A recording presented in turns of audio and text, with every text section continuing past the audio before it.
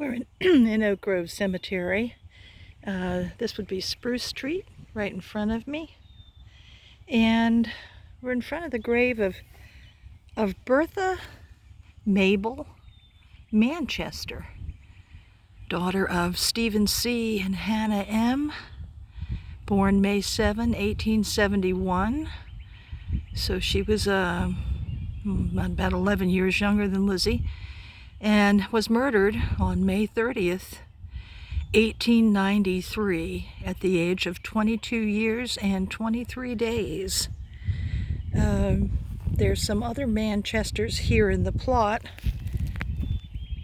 This is her mother and her father, and it looks like Stephen's second wife, Mary.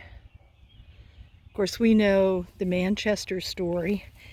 As Lizzie's trial was coming together in New Bedford, this Hatchet murder of Bertha Mabel happened, as you can see, May 30th, just a short time before Lizzie's trial started. And the story went that her father, Stephen, owed some money to, I think he was a Portuguese laborer named Carreio. And I think the first name might have been Joseph. And this man went to the Manchester home trying to break in to take merchandise that was comparable to what was owed him in wages. Bertha was home, put up quite a fight. She had a hatchet handy, and somehow he gained control of the hatchet, and that was the end of poor Bertha.